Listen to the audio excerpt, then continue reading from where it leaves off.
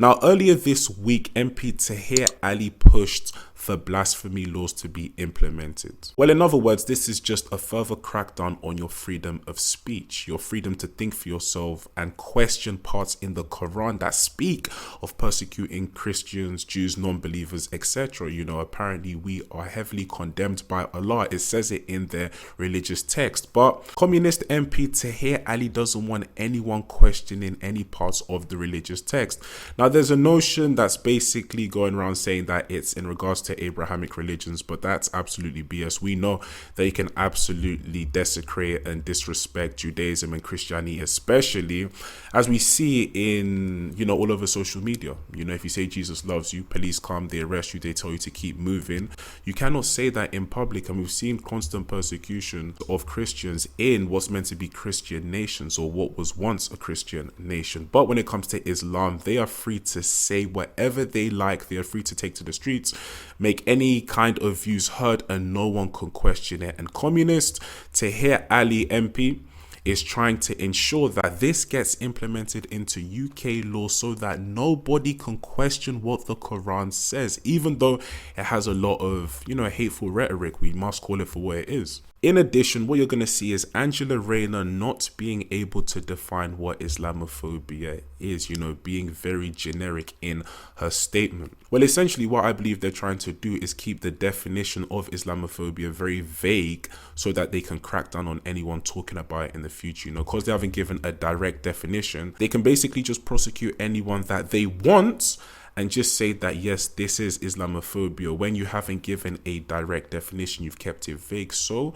you know, you can just make prosecutions as you will and just charge people as you will. Anyway, guys, I'm going to play the segment for you now. And it's basically a Patriot Hindu Brit saying that if you want blasphemy laws, then other nations are available for you to enjoy censorship and cancellation of freedom of speech. And he's basically going to be debating a woke Labour representative. Then after this, I'm going to come with my analysis at the end. Just this week in the House of Commons, there was a couple of Labour MPs who were banging on again about Islamophobia. I know Angela Rayner spoke about it quite a bit, and Sir Keir Starmer's always bleating on about it in the chamber. But just a few weeks ago, I asked the Deputy Prime Minister to actually define what the government's line was on Islamophobia. Just listen to this. Lee Anderson. Thank you, Mr. Speaker. Could the Secretary of State please explain to me and the House what the government's definition of Islamophobia actually is? Secretary of State. Well, I say to the honourable member that a new definition must be given careful consideration so that it comprehensively reflects multiple perspectives and considers potential implications for different communities. And we're actively considering our approach to Islamophobia, including definitions, and we'll provide further updates on this in due course. Right, guys, you've heard the clip.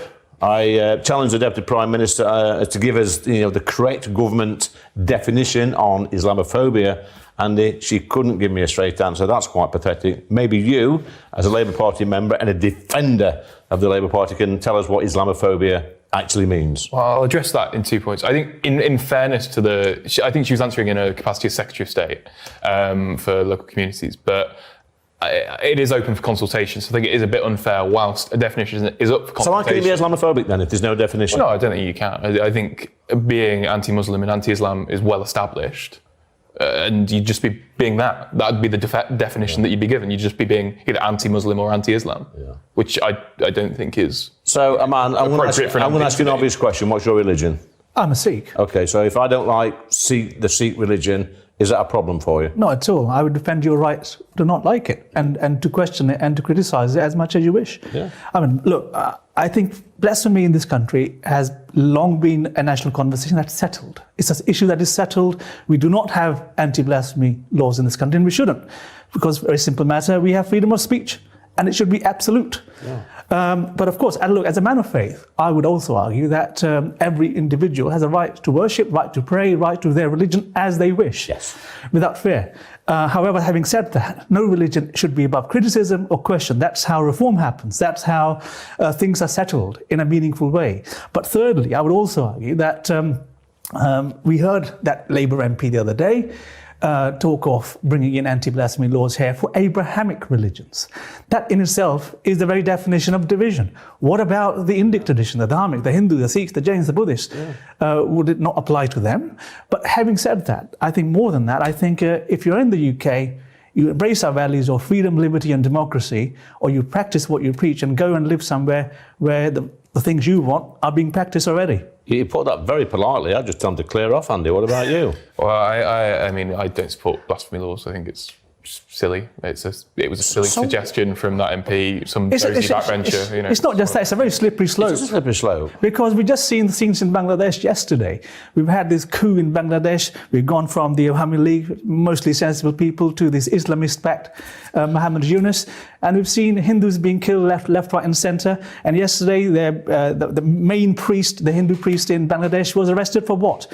For not having the Bangladeshi flag above the Hindu flag. Why isn't the Labour Party calling this out, Andy? Instead of pandering to just a few in society. Like a man says, we are a tolerant society, we are a welcome society. We're not bothered what religion you've got, but a religion should always be open to scrutiny. I agree. I completely agree. And unfortunately, Keir Starmer hasn't consulted me on this particular issue. But I think what issues has he consulted you on? I think it's probably very few, unfortunately. Is that none? Well, I mean, I'm a Labour Party member. We've got internal democracy, so You mean he sent you an email once? He did several times. I met him once at a reception. But surely, as a free speech absolutist, you must agree with his right to ask that question. And it's hard for you to go, oh well, no, this is all wrong. It's his right. He's got the freedom of speech. Yeah, he's got every right to ask for it. I don't think he's right because the fact is, what he's asking for is a clampdown on freedom of speech. Because if you have anti-blasphemy laws, well then, who gets to be the arbiter of what is right or wrong when it comes to questioning any religion? And where does it stop a man? Where does it stop this? Well, that's the thing. So my suggestion would be that, also, I guess it won't happen under this Labour government, is that everyone and anyone who asks for this, well, it's time for mass deportations. If you don't align with the values of the United Kingdom, well, clear out, go and live somewhere where... Oh, strong talk, Andy. What do you think of that? It's ridiculous. Why? If you don't align with the values, then you can be deported. That's an authoritarian suggestion. That's absolutely ridiculous. I think the general public in Mansfield, where you're from, never forget your roots, Andy, would probably agree with them. I don't think the people of Mansfield would believe in mass deportations for people that don't align with every single value of this country. I think. Well, it's not every. You think back in Mansfield, back in 84, 85, one of the British values is respecting, authorities, respecting the government, respecting the police. There were some pretty big riots during the miners' strike. Do you think they should be deported? What's that got to do with it? Well, you say if you don't align with the values, you should be mass deported. That's ridiculous. The UK has very simple... It's a silly suggestion to be mass deported if you don't agree with the values. I think what Iman is alluding to, and correct me if I'm wrong, is if you come from a different culture, different background, a different country, and you don't want to adapt to our way of life, respect our history, our heritage, what are you our doing culture, then? our laws, our way of life, what the hell are you doing here? So it's some kind of dog whistle anti-multiculturalism. Oh, Is that what it is? Just say it if you believe it is, I'll say it. Look, multiculturalism has failed. What this country needs is what we have. I saw firsthand in India just last week, pluralism.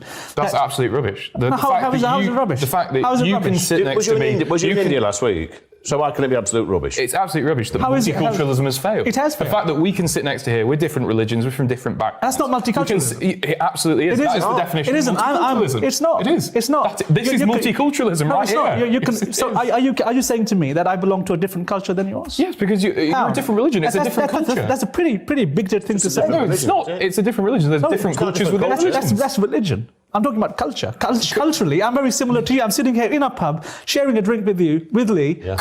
With the Union flag socks. That's culture. Culture is linked to religion. How is it linked to religion? It's absolutely ridiculous to suggest that it isn't. So are you saying that a white British person cannot become a Sikh? No. Well, you just did. No, I didn't. You said religion is linked to culture. Yes, it is. Culture is linked to religion. Of course, it is. So are you saying culture is linked to lots of things? Socioeconomic background. Are you saying the man's a different culture to you? Yes, obviously he is. I think British. You're a different culture to me because you're from Sutton and I'm from Mansfield. Culture is such a fluid thing. Culture is made up. It's ridiculous to suggest that religion is not made up of religion. Of course it is. Culture is made up of what a civilizational fabric is made up of. Now, that can be people from all different backgrounds, people who look different, but ultimately they align with one national identity. That's not what culture means. It is. You can have pub culture, you can have football culture. Culture isn't limited to what I've just said, national identity. It is because either you're British or you're not. I suppose that's true. That not in terms of culture. Culture is not just national identity. No, it is. What defines someone who is British? We're not. It's not skin colour. We're never going to agree. What defines someone that's British? Their passport. That's what defines. No, it really is. Yes, and that's what's caused a lot of our problems. No, it hasn't. Listen, we're never going to agree on that. I think more dog whistle politics from the Labour representative on. No, not the Labour representative. Well, not Labour. For reference. A big Labour supporter. Our resident left dweller. Our left in the corner is he's on the wrong course again. So guys, there we have it, the debate between the Patriot Sikh and the woke Labour representative. Personally speaking, I believe that if you want blasphemy laws, then, like the Sikh rightly stated, go to a nation that's facilitating blasphemy laws. Go to a nation that's cracking down on freedom of thoughts and speech. You know, we shouldn't be adhering to further censorship in the United Kingdom.